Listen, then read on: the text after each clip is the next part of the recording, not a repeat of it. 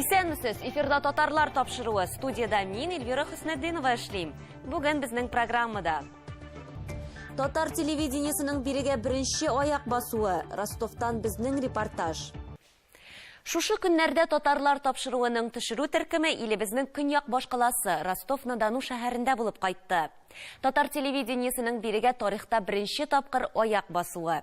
Милләттәшләребез бердәм аралашып яши. Якташлар татар-башкорт оешмасы бар. Киләсе елда аның 15 еллыгын билгеләп үтәчәкләр. Оешманың эшчәнлеге һәм активистлары белән хәбәрчебез Гөлия Садыкова танышып кайтты.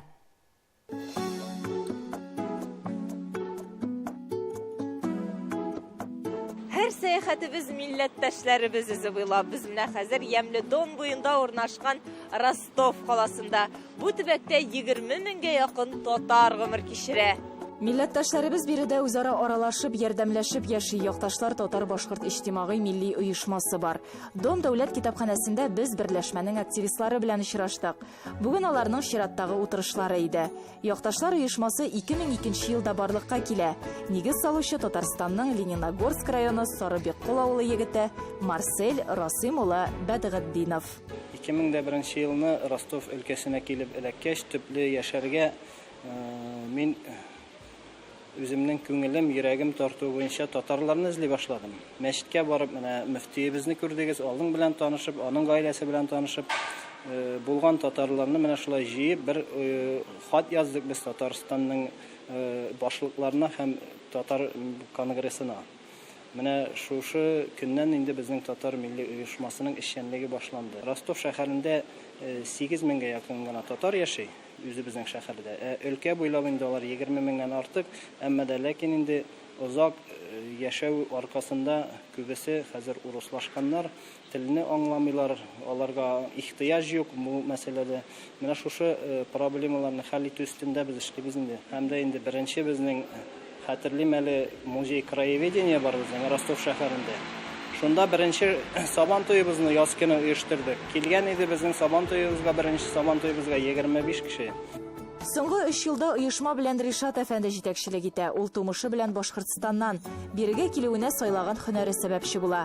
Хәзер инде лаеклы ялдагы хәрби очучы ул. Менә шулай кичкенәдән башланып киткән эш зур булып үсә. Сабантуйлар хәзер үзәк паркларда уза.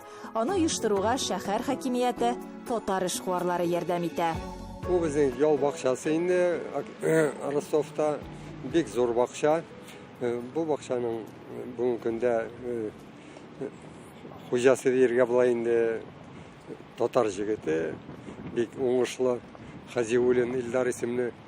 Ул инде безгә якташларга ярдәм итеп ел сайын безгә урын бирә монда сабантуй үткәрергә. Ринатны күрдегез инде, атлары белән килә. Bütün татарларында җыелалар. Скамейкадан тезәбез, олы кешеләргә утырып, рәхәтләнеп концерт корырга.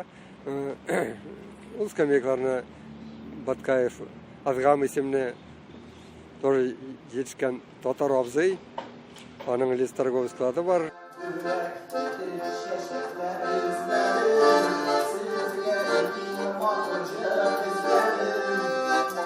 Сабантуйлар гына түгел, данлыклы татар шәхесләренең юбилейларына кичәләр, казымәләре дә үткәрә алар. Оешманың активистлары 50-гә якын. Төрлесе төрле язмышлы кешеләр. Алар белән аралашып та алдык. Беренче көннән үк белдем дәген, шунда яшьләрне җыйдык. Менә мин Марсельнең уң кулыйм. Ул чакта. Иптәшем дәген шунда булды инде. Ул военный монда иде. Biz монда шулай аның җибәрделәр дәген, шунда тора башладык. 25 ел монда инде. Кайдан сез тумышыгыз туган? Теләшә. Без үзебез Казаннан, Казан ягыннан. Монда килеп чыктык Ростовка 1988 елны. Фәрит хәрби кеше, шуңа күрә аның эше буенча Ростовка күчерделәр. Аңа хәтле 8 ел Волгоград өлкәсендә тордык, Калашна-Дону дигән шәһәрдә. Шуңа күрә менә 26 ел без яшибез, 28 ел яшибез Ростовта. Күбесе хәрби кешеләр, әмінә Ләйлә ханым Ишкина монда туып үскән. Әби бабайлары Пенза татарлары. Үз телебездә иркен аралаша. Без Ростов төбендә тора идек авылда. Урыс авылында. Без чыга идек, сөйләшә идек урысча. Kilebis üge, süleşebis uğrayışı. En iyi mi?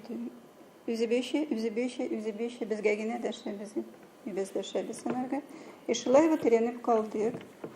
Вот. Но вот kemete unutabız dilimizni, unutabız yükken bilem süleşerge, gaylede kirek süleşerge. Beylede. Тел мәсьәләсе бүген Ростовта катлаулы, моннан 1 ел элек татар теле курслары оештырылган, биналары да булган. Кызганыч, бүген укытучылары юк. Тиз арада хәл итәргә тырышырбыз ди оешма рәисе. Шунсы куанычлы, берләшмә эшенә яшьләр дә җәлеп ителә. Алар өметле, талантлы да әле.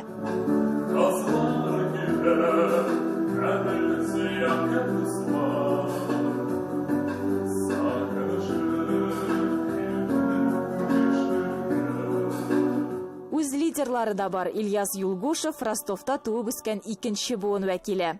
Biz стараемся безнең мәдәният һәм традицияларны күрергә, соблюдать.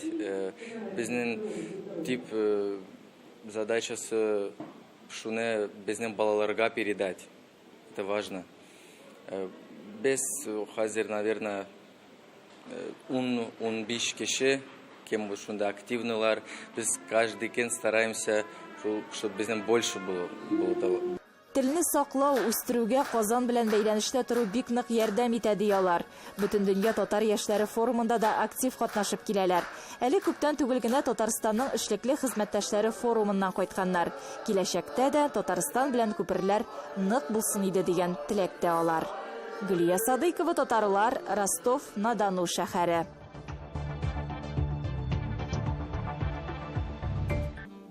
Бу дөньяның төсен, ямен, зәукын кем аркылы, ничек белдем мин?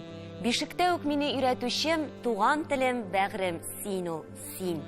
Рәхмәт сиңа, рәхмәт тәрбиячем. Һәр нәрсәнең асыл мәгънәсен син аңлаттың миңа, туган телем. Син өйрәттең миңа һәммәсен. Хәсән Туфанның туган тел шигыреннән өзек белән тапшыруыбызны төгәллибез. Исән-имин булыгыз.